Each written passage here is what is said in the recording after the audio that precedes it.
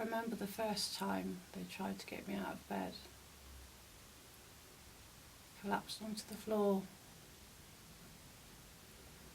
There's so much pain. My legs just gave way. They said it was because I had so much blood pressing down on my top of my spinal cord, through the fluid that they'd pushed in to get the contrast scan on my brain, and the amount of bleeding that I had had was causing the pain. My body was continuously going into excruciating pain, spasms. I was having so many spasms every day, which they were really hard to deal with, not only by myself, but for my family to watch, because there was nothing they could do. I remember my daughters used to just rub my back. My sister as well, I remember her doing that.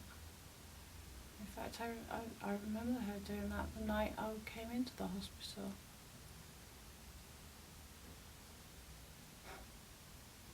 I hadn't remembered that before. She was just rubbing my back continuously.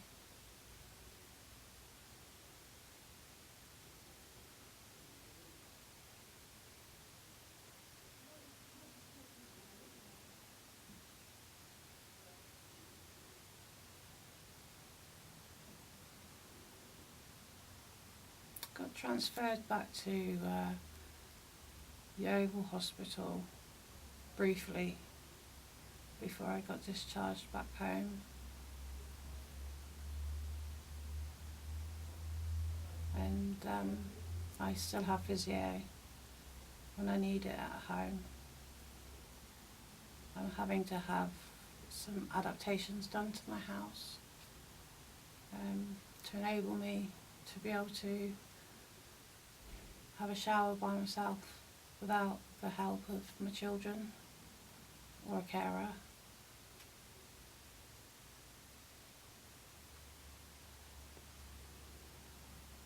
How's everyday life changed for me? It's changed a lot.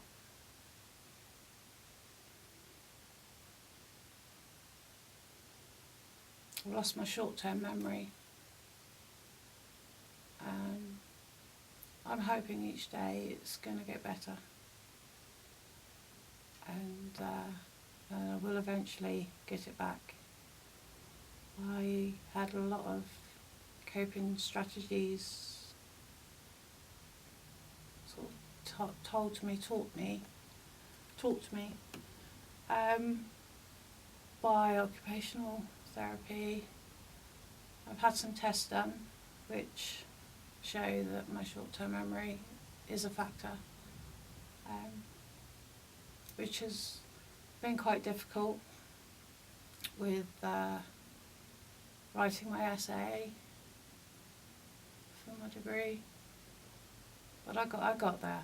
It took me a while, but I got there. Some of the things that have helped me, sitting here, you see I got post-it notes. I just write everything on post-it notes. Appointments, things I need to ask my mum, things I need to ask the children. One thing that's really helpful is this, my phone. I store everything in my phone. I take up to 41 tablets a day, and so I have to set an alarm because I forget to take them.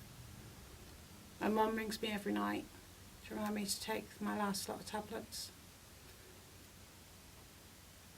They help me sleep, those ones, so I don't think I'd ever forget them, but it's nice to speak to my mum last thing at night.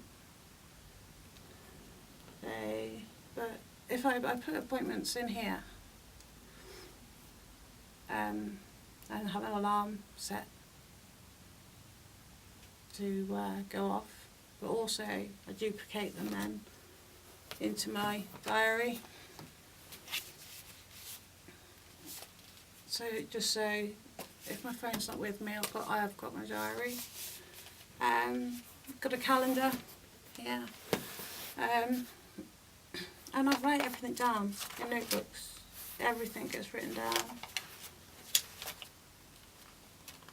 I try not to forget my shopping list. I always used to write a shopping list and I always used to leave it at home. So this time, now I try and remember it. So, but one good thing that I have done is there is a pile of letters here. And prescriptions, absolutely lots and lots and lots of letters. And in it are the letters from my surgeon, Bristol Hospital, Yeovil Hospital, and obviously my recent medication. All my recent medications, keep them on me. These stay in my handbag 24/7. If I get any new letters or any new diagnosis, it will go in here. Because at least then if anything happens while I'm out, because I have still got another aneurysm that needs operating on. It's one thing that they found when I was initially scanned. So I need to keep these on me because if anything happens, then the paramedics need to know.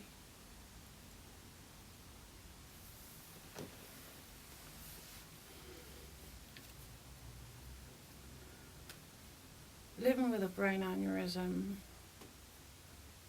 inside my head, knowing it's inside my head, is very, very scary.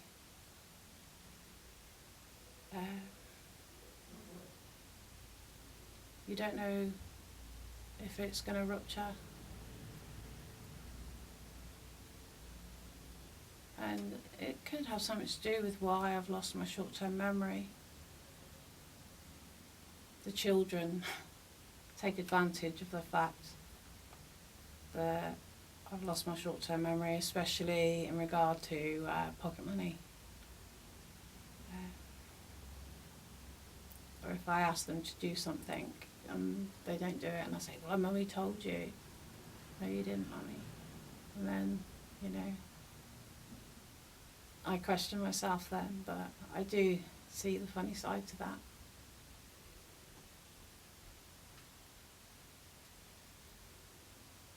Life can go on, and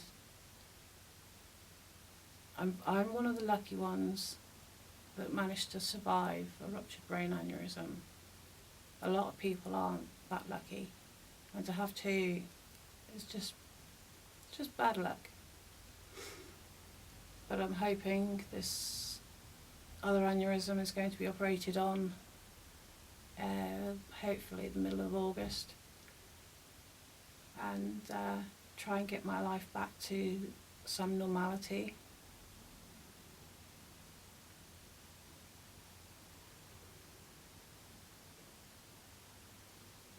Having family support is very important at times like this. I mean, I wish nobody had to go through what I've been through. You know, other people out there have been through this. But there is support out there. And I was so independent before the rupture. And it took me a while to accept the help. The help was given, but it took a long time to accept the help that I was given. It didn't feel right.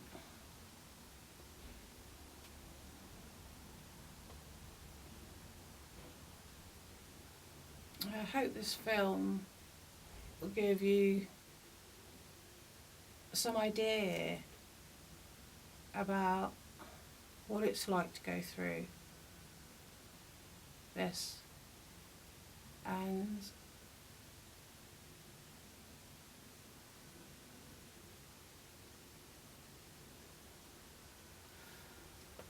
stop.